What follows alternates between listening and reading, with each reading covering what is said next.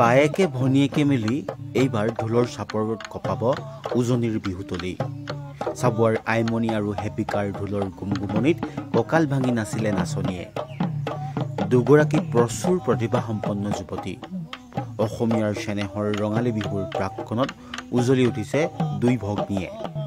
তিনিচুকীয়া জিলাৰ বালিজান গাঁৱৰ ন প্ৰতিভাধাৰী যুৱতী দুগৰাকী হৈছে আইমণি বৰুৱা আৰু হেপিকা বৰুৱা সৰুৰে পৰা বিহু গাই নাচি বাগি ভাল পোৱা আইমণি আৰু হেপিকাই এতিয়া নিজৰ প্ৰতিভাৰ জৰিয়তে বৃহত্তৰ পানীতোলা চাবুৱা আদি অঞ্চলত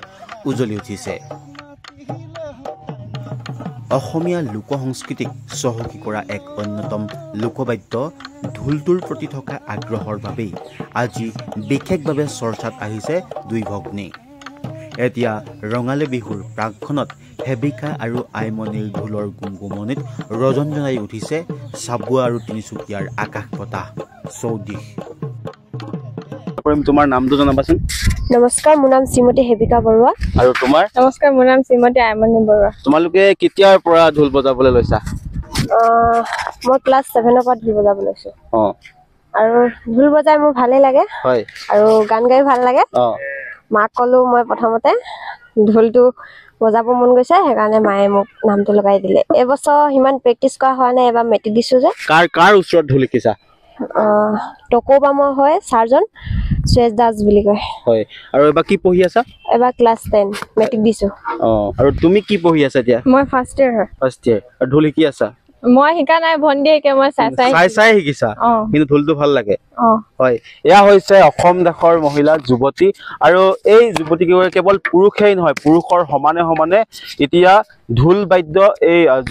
যুৱতী কেইগৰাকী এতিয়া বজাই এই বৃহত্তৰ চাবুৱা পানীতোলা বৰডুবি এই অঞ্চলসমূহত সুনাম বুটলিবলৈ সক্ষম হৈছে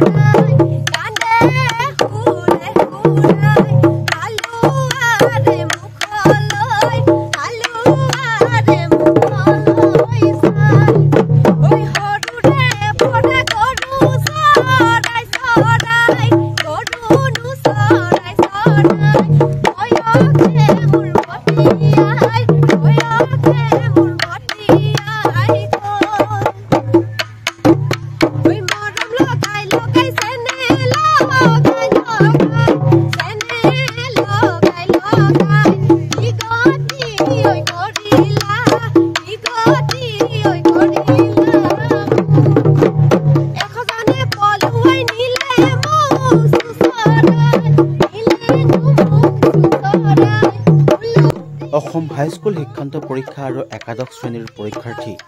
দুগৰাকীয়ে এতিয়া চত মাহতেই নিজৰ অঞ্চলটোলৈ আগমন ঘটাইছে বিহু বিহু লগা এক পৰিৱেশৰ